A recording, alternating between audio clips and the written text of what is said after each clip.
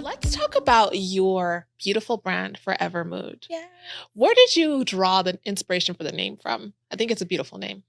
Honestly, we just started. So this is a great entrepreneurial tip, by the way. Anytime you think of a catchy name, write it down. Okay. So whenever we name like our candles and anything that we launch, I just think of a name and I write it down. And basically that's how the process started. And I kind of wanted to think of something that was very like modern and contemporary. So there's a lot of brands now, like we're friends to this brand, but like Summer Fridays. So they're very like either talking about like a day of the week or a time of the day. Okay. And I don't know, there's just something very like contemporary. Like even another friend of mine, her name's Tenny. She has a brand called Monday Born. Oh, that's so nice. I was kind of inspired by like that new age way of like naming brands, but also because it's called Forvr Mood. It's kind of incredible. And I have the candles burning behind me. Ooh, that's our summer collection. And that's a lot. The reason why I started the candle brand and lifestyle brand in the first place is because I wanted to embrace and really bring people into understanding like why scent is so important. Okay. And it really does, I think, envelop in how you feel. It involves a lot of sensory emotion. Just like, what are you channeling when you're burning that or smelling that, right? Yes. So when you burn our candles, I wanted it to feel like a forever mood. Like it's always going to be a mood, you know? Oh, I like that. Yeah. It just kind of ties in like, and that's why we do so much visual storytelling with each launch, because some people don't really know much about fragrance. So they'll read these notes and they're like, okay, what does this mean? Yes. So if you describe how something feels, they're like, okay, I think I get it. Yeah. Like you may not know what bergamot is or heliotrope is, but you know the difference between feeling warm and feeling cool, right? Right. You know the difference between like a hot, humid shower versus a dry desert, right? Like these are completely two completely different types of feelings and emotions. Right. So we wanted the brand name to kind of so then they can just remember that emotion and channel that with the candle. Exactly. I love that. That's lovely. Oh, I love it. What have you enjoyed the most about starting your own business? I think I really like just being on the opposite side of creating something. Okay. And this is, I think, really important because my job has always been reviewing products and brands, right? For other brands. For other people. Yes. And I'm not gonna lie, I be laying it on thick. Like people know me to be very like no holding back, like raw and unfiltered, still professional. Despite what some people think, I'm always professional. I would never just unjustifiably rip into a brand. But I think as the person who's always been on the opposite end of it, it definitely makes you respect brand owners and brand founders a lot more. Absolutely. Not that the respect wasn't visibly there previously, but you're like, oh, now I understand why things take so long. Now I understand why when they wanted to restock this product, it took 6 months as opposed to 2 weeks. Right. You also, as a brand founder, learn when brands are not as honest and transparent as they try to allude to be. Okay. So like when someone is like, there's always this whole joke when brand founders are like, oh, I worked on this for 5 years. And it's like, girl. You don't believe it? I mean, because sometimes it's like, when you say worked on, like what exactly were you doing? Exactly. It's like the technology and the raw materials probably already existed. When you say worked on, you probably mean like it was an shipping. idea. Oh, or maybe you started the idea. Like it doesn't necessarily mean you're literally in the lab for 5-10 years. Like no. Most of the time, it does not actually mean that. No. Now with certain products like maybe an SPF. Right. If you were innovating that, I would believe it because some products require a lot more formulating, a lot more innovation. Some things literally don't exist. Yes. So, but like for eyeshadows, it's like, bruh, okay.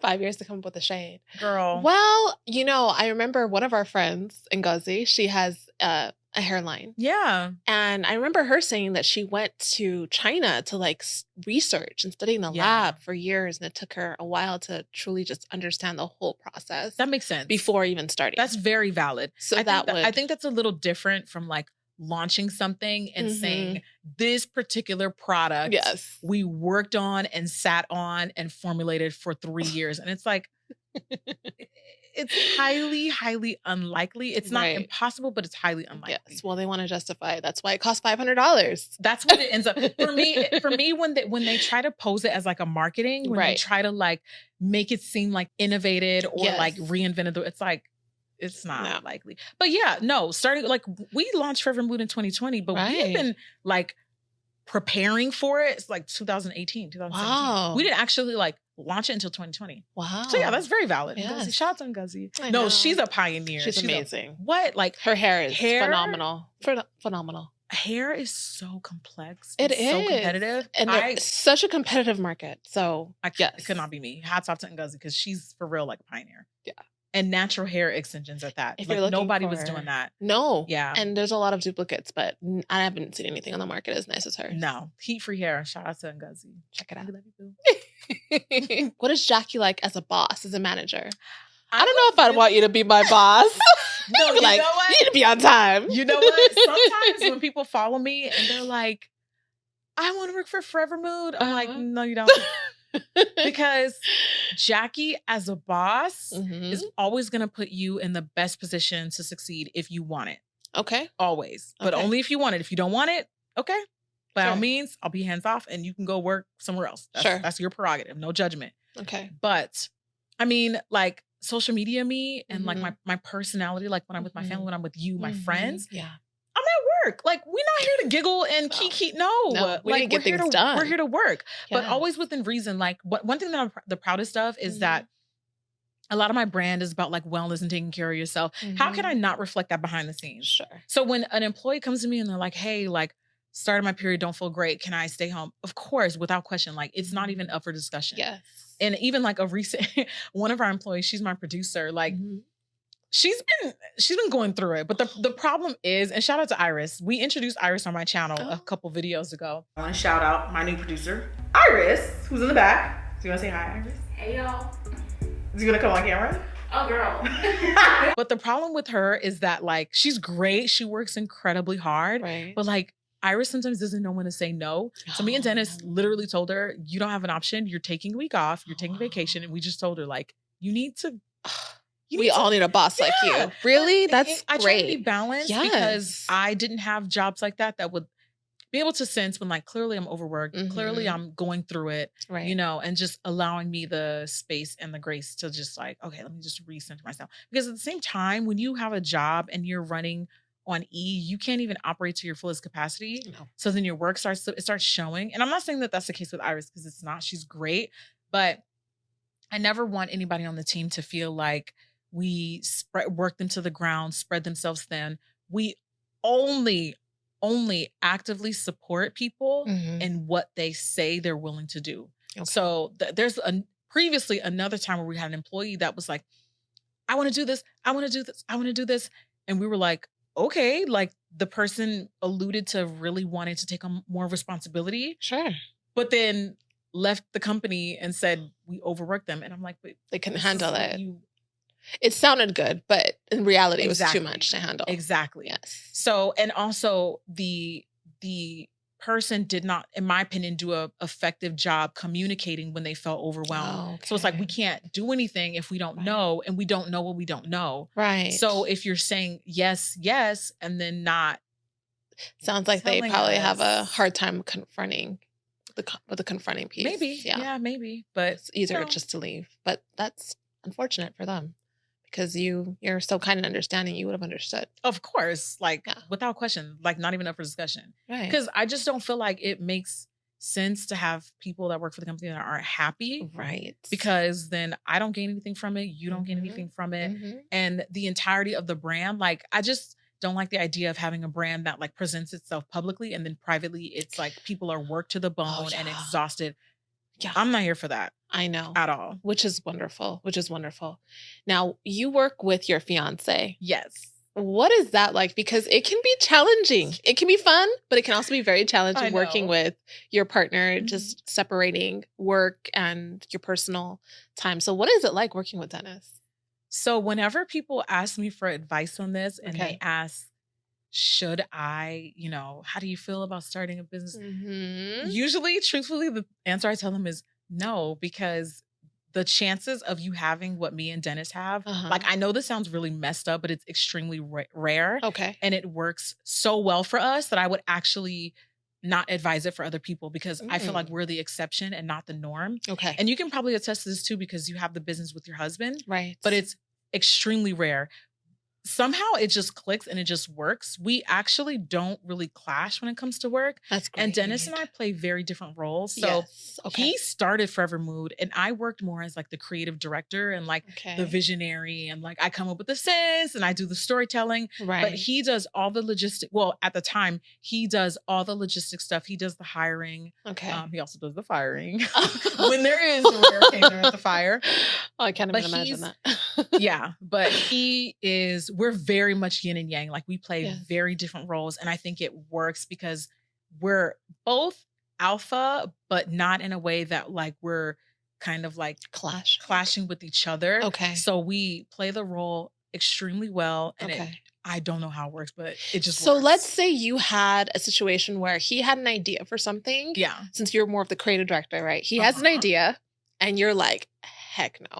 Right? Because you're so different, right? You're so different. So your ideas are probably going to be a little different. How would you tell him, I don't really like that idea, without affecting your relationship? Because that can be challenging. You don't want to hurt his feelings or, but you really don't want that idea to come to life. What do you do? I mean, I actually feel like Dennis is pretty good at compartmentalizing things. Okay. So if I say, I'm not into that, I mean, hopefully he's being honest and forthcoming and he's not like putting on a good face. And then crying in the bathroom. Yeah, and then crying in the bathroom. But like, he doesn't take it as like, oh, this is like a personal notch on me. Like, he actually does really well. But I also think that he trusts that like I'm kind of the idea person. Sure. And then when he does present ideas, they're in line with either what we already do as a brand. Because he knows the brand because he's a co-founder. So he would never suggest something that's like so far-fetched that it's like, babe, where in the hell did you get this idea from? Right. So he does pretty well, but the Leo in me is very like, I'm not like, if I don't like something, I will just tell you. Okay. However, some meh ideas end up being awesome ideas. So I never like, I never shut, like, it would have to be pretty far-fetched. It would have to be way off where I'm like, that's not where you would shut it down. Brand identity. Yeah. Okay. But for the most part, I'd be like, not seeing where you're going with this, but let's put it in our back pockets. Let's flush it out a little bit later. Let's like develop that a little bit later. I like that. That's a good way to say it. Well, because I don't have all the answers to everything. It's true. Sway, I ain't got all the answers, Sway. So like, so I mean, I'm not a genius. Like, I'm never gonna be too smart or too forward thinking to accept other ideas from other people. I just need to, like, if the vision doesn't make, if the picture isn't painted for me, I might be like, not quite seeing how that fits, but like, let's revisit, Let's revisit. That's great. So how do you stop all of the conversations that you have about the brand, like in other areas of your life? So let's say you're at dinner. Oh God, I do this all the time. Right. Because that can happen where every conversation now becomes about your brand and not about you and him. So how do you draw boundaries between the times where you're talking about the brand and times where you're talking about your own lives and everything that's happening with you? Because that can be really challenging. Yeah. Can be having dinner and he gets an email and it's like, what happened with Forvr Mood? Anything can happen. And it's like, I'm sure. On all the time. I'm sure he has to be, right? It's part of having your small business. You have to always be on. So how do you stop it from just taking over the relationship? So I think there's definitely levels to this. Okay. When you're first starting, naturally, you're going to be more invested than you would under normal circumstances, right? It's only year 2 for us. So it's like, I'm going to be a bit more forgiving because Dennis is definitely a workaholic. Like, he does not turn the button off, but that's because the business is so new that you kind of have to be that committed. Sure. So there's a lot of stuff that I'm just like, it's okay. Like, I'm not going to, he gets up like 2 hours earlier than I do every day. Okay. Like, he's up and at it.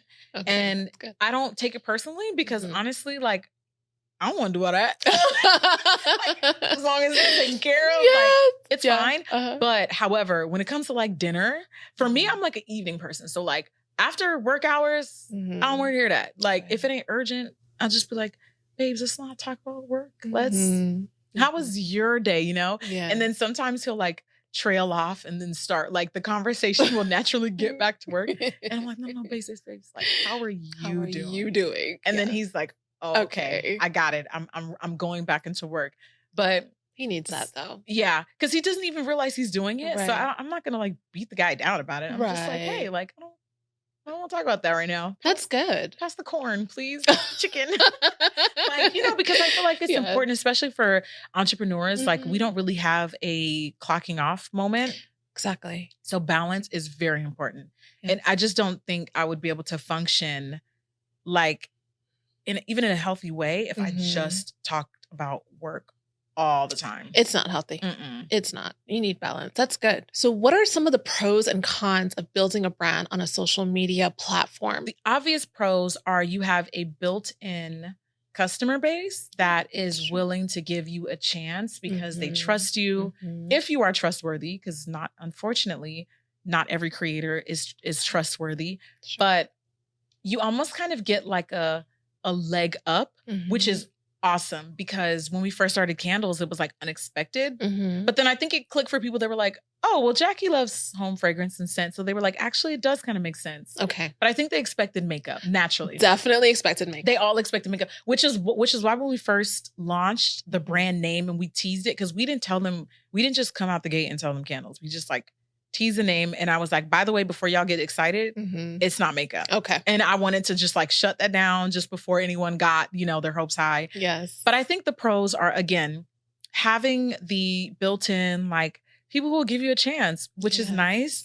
The cons is that actually can work to your disadvantage as well, because people will assume because you have a lot of followers that you're automatically going to be established and perfect. And it's just not the case.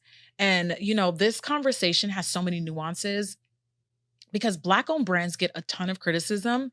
And in my opinion, I feel like it's quite harsh because someone will say, I just don't really understand why when people criticize our businesses, it has to be because we're Black-owned. Like, you'll experience that same thing anywhere. Right. What does me being Black have to do with the fact that shipping was late? Like, I'm not the one shipping the product. It's stuck overseas. Like, that's just the reality of like thousands of small businesses right now. Yes. We're all dealing with the same thing. Even designer labels, like last year and the year before that, they were having like issues with products getting stuck overseas. Oh, yes. Shipping, logistics. Deal. It's been a big deal. Yes. So it just, I think, can be hurtful when people will say, oh, well, you would think because you have so many followers, you have your stuff together. And it's like, I'm going to experience the same growing pains and the same startup issues every single other startup experiences. Me having millions of followers has nothing to do with that. Like, it just does not make the process any more perfect, any more seamless. I wish it did. Like, trust me, I would love for you to have the product. Of course. Like, of course. Don't you think I want you to receive it and post about it? Right. So I've noticed that can come up. People will hold you to a higher standard because you're so visible, because you have more followers. And again, being harsher to visible Black-owned brands. And I see this happen with other Black-owned brands as well. Like, I don't know if you're familiar with the whole issue with Honey Pot that was happening a couple months ago. I'm not even going to get into I did not know that was Black-owned brand. Yeah. Okay. Okay. So that was a whole different thing. But yeah, I think just the criticism can be a bit harsher when you have a lot of followers. Okay. And when you're like looked at as like a social media brand. Okay. Yeah, that's probably the biggest thing. And because you're the face of it. So they have a face too, versus a brand that's faceless. You're Black-owned, but they don't know you're Black, or they don't know your face. Yeah. So it is a lot more difficult. It's unfortunate that it has to be that way. And I wonder if it's coming from Black people or if it's coming from, it's Black people being hard on Black brands, which is really, really sad. But the thing is I don't want to play into, like, the majority of my followers are also Black people. Okay. So two things can exist at the same time. Like, it's not like I'm saying oh, well, Black people, because you know how people love being like, well, Black people never support our own. I don't believe that. I don't buy into that. They support. Most of my supporters, my diehards, are Black people. Oh, yes. 100%. Black women specifically. 100%. So I don't believe that. But also, yeah, the criticism is going to be harsher because these are people who see themselves in you. Mm-hmm. So it's almost like too close for comfort in a way. I see what you're saying. Like, it's almost like I relate to her, so I'm going to judge her harsher. I see. And also the thing that can be unfortunate about a social media brand is if the brand does something that the audience or the customers doesn't like, they will attack me as a person. And I don't think that's okay. Right. So like when we first launched and we were having shipping was a mess because when we launched, we did not expect to get the amount of support that we did. Okay. And a lot of people were asking us like, well, what did you expect? I'm like, not this. Like there's no way to predict if a brand is going to be successful at all. I don't care what people think. I don't care how many followers you have. There's no way to predict if a brand is going to be successful. It's true. And if you do think that you're just so perfect and that your brand is going to just like clear shelves and empty carts, then maybe you need to get her. That's what we call an inflated ego. You never want to assume. No, you don't. No, you never want to assume you're going to be an overnight success. Like, I don't know. So when we first launched and people were buying the product like crazy, we were not equipped. We didn't have the staff. We didn't have the manpower. Like, we just weren't there. That's a blessing. It's a good blessing, but a scary one nonetheless. But instead of being like, oh, this sucks, I want a refund. It's like, now I'm a scammer. Now I'm a fraudster. No, and then it was worse. It was Dennis. Yeah. Oh, overnight. So quick. Dennis is a scammer. Jackie and Dennis are fraudsters. Gosh. It's like, never mind the fact that like the product is like, I'm confused. Like I'm so confused. Yeah. When did we get hurtful here? Because that's personal. It's that's also unnecessary. Yeah. And then a lot of times I've come to discover that the people who were some of the people that said the nastiest things, you reach out to them personally. Oh, I know. Oh, they're so nice. Sweet. So sweet. Yes. I'm sure this was just a misunderstanding. Right. You just called me why did you like, why does it have to be one extreme? Right. Right. I don't understand that. I don't understand it either. I don't know where that comes from. But I mean, they got your attention. Maybe that's the goal. But don't do that. That's not a good way to get her attention because she's not going to respond to people doing that anymore. It's not necessary. And also, like, you don't you can look at my content, look at the comments, and see I respond to like every type of content. Comment. Yeah. I'll respond to people who have questions about product. I'll respond to people who are just being sweet. You don't have to say something like inflammatory just for shock value. People do it for like retweets and shock value. Really. I see. Especially when someone's like well liked. I feel like there are people who get off on being like the unpopular opinion. So they'll say stuff to like, oh, you guys' fave is a scammer. And it's just like, yes, you can just see right through it. So that's why whenever I see stuff like that, I always just reach out to them directly. Let me just fix this and get you a refund because you clearly are disgruntled and whatever. Like I actually try to take my personal feelings out of it. Right. And if it's a real customer, I'll just hit them up and just resolve it quick. So when people are just like, I know, unnecessarily nasty and like that can be hurtful. Yeah. So because I don't feel like you need to come after someone as a person. Like if you're upset, every dollar is valuable as a customer. So I get it. Like I understand how it feels to like just want the product or you just want your money back. I get it. Yes. But you ain't got to do all that. And like you said, it's hard to know exactly what goes into a product unless you have a brand. And if you don't, you just think it's just some easy thing that she has at her house and she doesn't want to send it to you. And it's just not the case. I know. But you've done amazing in terms of just being able to balance that.